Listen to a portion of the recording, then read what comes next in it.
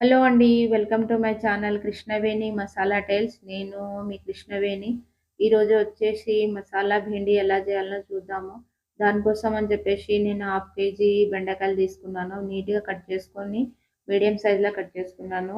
అవి దానికోసం అని చెప్పేసి మసాలాకి అరకప్పు పల్లీలు, అరకప్పు గసాలు, అరకప్పు కొబ్బర, ఒక పెద్ద ఉల్లిపాయ ముక్కలు, అట్లాగే ఒక 2 మీడియం సైజు టమాటాలు తీసుకొని మిక్సీకేసుకొని నీట్‌గా బరకగా కాకుండా కొంచెం స్మూత్ పేస్ట్ లెక్క చేసుకోవాలండి.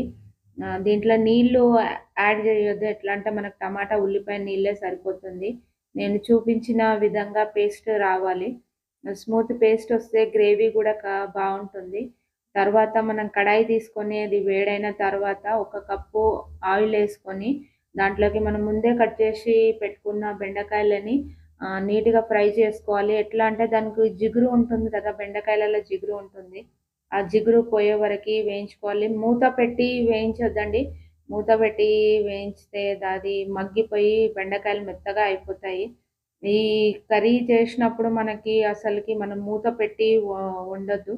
ఎందుకంటే మూత పెడితే మొత్తం బెండకాయలన్నీ మగ్గిపోతాయి. మనకి బెండకాయలు ఎట్లా ఉన్నాయో అట్లానే కావాలి అని అనుకుంటే మాత్రం మనం మూత పెట్టొద్దు.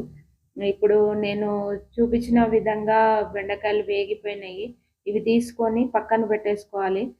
ఇప్పుడు అదే ప్యాన్‌లోకి 2:30 టేబుల్ స్పూన్‌ల ఆయిల్ తీసుకొని, అది వేడైన తర్వాత కొంచెం సాజీర, ఒక 2, 3 లవంగాలు, ఒక 2 ఇలాచీలు, ఒక చిన్న దాల్చిన చెక్క, అట్లాగే ఈ మనము ముందే గ్రైండ్ చేసి పెట్టుకున్న పేస్ట్ ఉంటుంది కదా! అది వేసుకొని నీట్‌గా ఫ్రై చేసుకోవాలి. అంటే మసాలాకున్న పచ్చి వాసన పోయే వరకి నీట్‌గా వేయించుకోవాలి. అడుగంటకుండా చూసుకోవాలండి. అడుగంటితే టేస్ట్ చేంజ్ అయిపోతుంది. మీడియం ఫ్లేమ్‌లో పెట్టుకొని కుక్ చేసుకోవాలి ఈ కర్రీ. ఇది చపాతీలకే గానీ, అట్లాగే పూరీలకి, మళ్ళీ అట్లనే రైస్‌లకి బావుంటుంది ఈ కర్రీ. మీకు నచ్చుతుందని అనుకుంటున్నాను. తర్వాత ఇది మగ్గనికి కొంచెం టైం తీసుకుంటుంది మసాలా. తర్వాత ఒక 4 పచ్చిమిరపకాయలు, ఒక 2 రెమ్మల కల్యమాకేసుకొని నీట్‌గా కలుపుకోవాలి. అంటే మనము అది వేగుతున్నప్పుడు మనకి సైడ్‌లని ఇంకా కొంచెము ఆయిలు వస్తుంది. మనం వేసిన ఆయిలొస్తుంది. అప్పుడు ఒక టేబుల్ స్పూను పసుపు, 2 టేబుల్ స్పూన్ల ధనియాల పొడి, 2 టేబుల్ స్పూన్ల కారము, రుచికి తగ్గంత ఉప్పు, ఇది నీట్‌గా వేసుకొని కలుపుకోవాలి. కొంచెం గట్టిగా ఉంటుంది. ఈ మసాలాలన్నీ వేసిన తర్వాత గ్రేవీ కొంచెం గట్టిగా అయితుంది. అప్పుడు మనము మిక్సీ చేసుకున్న జార్ ఉంటుంది కదా! అందులో కొంచెం వాటరేసుకొని మనకి గ్రేవీ ఎంత పల్చగా కావాలో అన్ని నీళ్ళు యాడ్ చేసుకుంటే సరిపోతుంది. మనకి మిక్సీ జార్‌లో ఉన్న నీళ్ళు సరిపోతాయి. అంటే ఒక గ్లాస్ నీళ్ళు సరిపోతాయి. గ్రేవీకి ఒక గ్లాస్ నీళ్ళు అయితే సరిపోతుంది.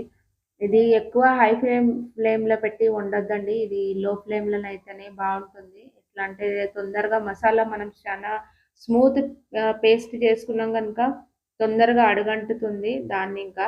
ఇది మీడియం ఫ్లేమ్‌లోనే పెట్టి వండుకోవాలి.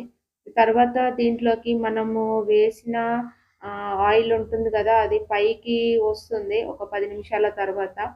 అప్పుడు మన గ్రేవీ మొత్తము ఉడికిపోయినట్టు మనకి తెలుస్తుంది.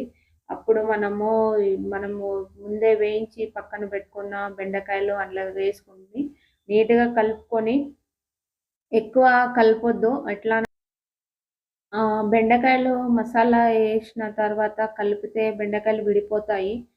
దాన్ని ఇంకా ఎక్కువ కలపొద్దు. కలిపినా స్మూత్‌గా కలపాలి. మరి హార్డ్‌గా కాకుండా. ఇది నీట్‌గా మగ్గిన తర్వాత కొంచెం ఒక హాఫ్ స్పూను గరం మసాలా వేసుకొని కలుపుకొని ఒక 2 నిమిషాలు మగ్గనిచ్చిన తర్వాత మనకి పైన మనం వేసిన ఆయిల్ పైకొస్తుంది. అప్పుడు కొంచెం కొత్తిమీర వేసుకొని ఇది సర్వ్ చేసుకోవడమే.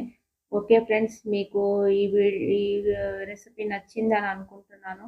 ఇంకో రెసిపీ తోటి మీ ముందుకొస్తాను. Okay friends. బాయ్.